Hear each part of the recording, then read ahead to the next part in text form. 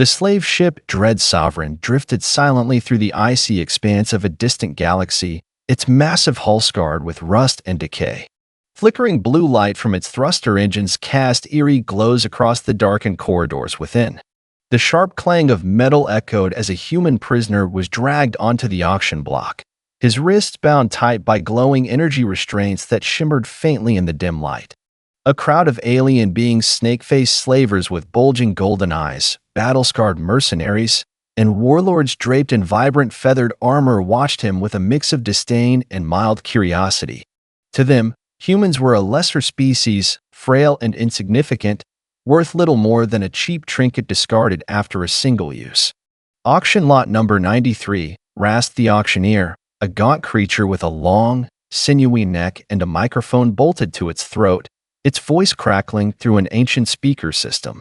One human male, average build, suitable for heavy labor, violent entertainment, or biological experiments. Starting bid, 350 credits. A wave of sneering laughter rippled through the crowd. An ironclad warlord, its red eyes glowing like smoldering embers, smirked with contempt. 350? This thing doesn't even look strong enough to lift an empty fuel canister. Humans are just walking garbage. The auctioneer, unfazed, raised a hand to stifle the mockery. Don't underestimate him, it countered, its tone laced with a smug edge. This one survived 5 days in a low-grade containment cell, no water, no food, no rest. His endurance far exceeds what you assume about his kind. The red-eyed warlord shrugged, its skepticism unwavering. But then, a towering figure emerged from the crowd, drawing every eye in the room. It was Kravos, known across the galaxy as the Bone Destroyer, a brutal legend in the slaving underworld. Standing nearly 10 feet tall, his body gleamed with cybernetic implants embedded in his arms and chest, each step sending faint tremors through the ship's deck. Kravos' metallic eyes whirred as they scanned the human from head to toe. 100 credits, he growled, his voice a low rumble like a choked engine. No more.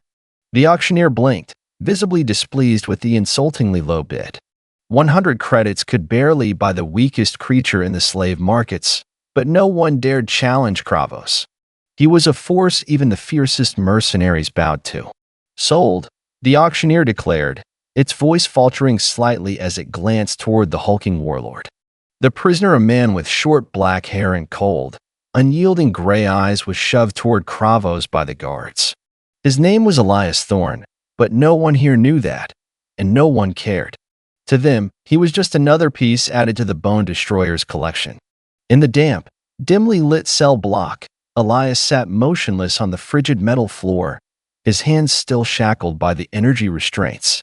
A flickering, broken bulb overhead cast faint light across his sharp, emotionless face.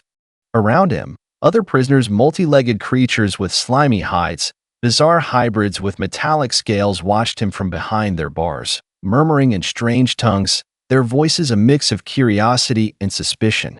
He doesn't cry, doesn't beg, doesn't even try to break out, muttered an old prisoner, a wiry figure with a face full of battle scars and one eye replaced by a mechanical lens, speaking to a fellow inmate. Most newcomers freak out on their first day. This guy's the opposite, too quiet. That's not normal. Elias didn't respond. He sat there, his gaze fixed on some unseen point, as if staring through the steel wall in front of him. The old prisoner tilted his head, studying him for a moment longer before sighing. You understand me, don't you? So why the silence? Are you mute, or just done with living? No answer came. The old man shook his head, though a flicker of something like respect glinted in his good eye. You're not broken like the others. You're waiting for something. I can feel it.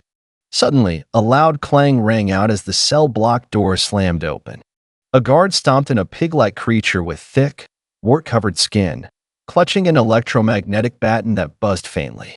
It grinned wickedly, yellowed teeth bared as it approached Elias. Not so special now, huh, human? The guard tapped its baton against the bars, then hit a button on a control panel.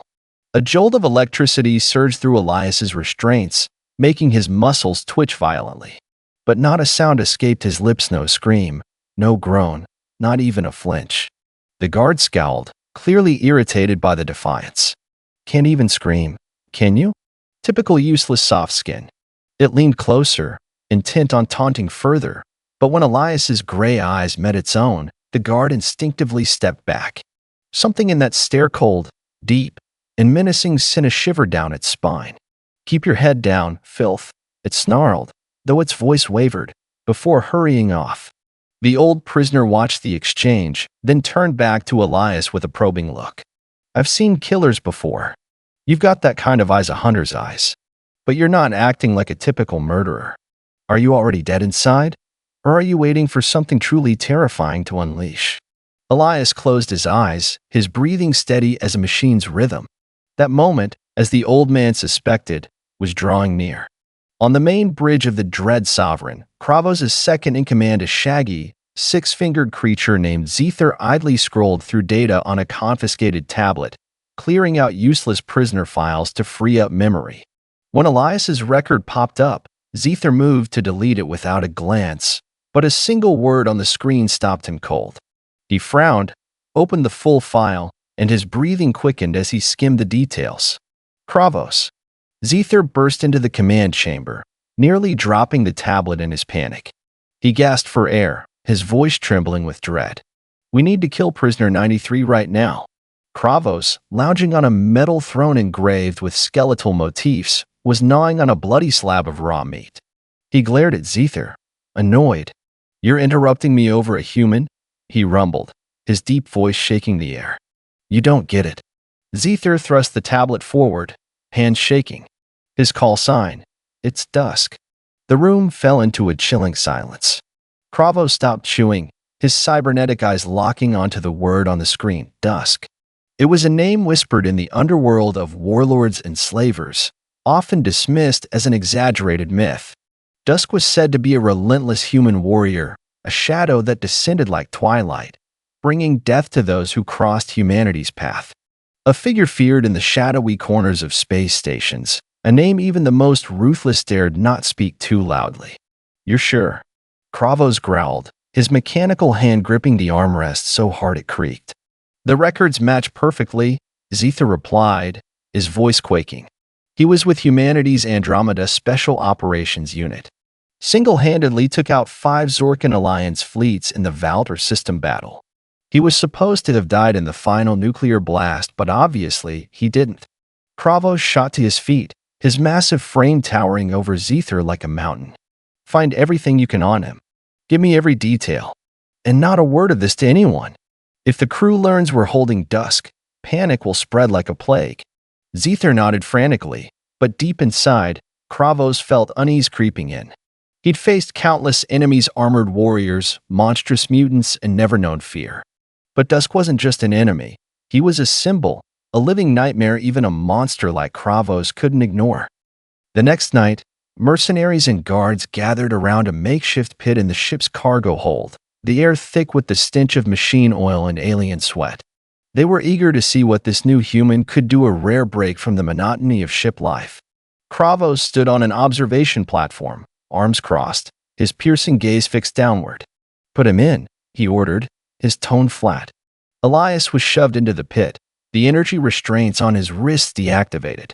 He rotated his wrist slowly, as if testing his body after days of captivity.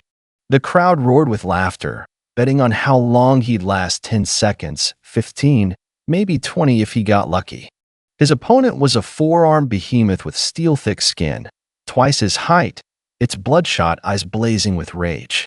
It bellowed, slamming its fists into the ground, shaking the floor, then charged straight at Elias. The creature's first punch sliced through the air, too fast to dodge. But Elias stood still until the last possible second, then ducked with fluid precision, evading the blow by inches.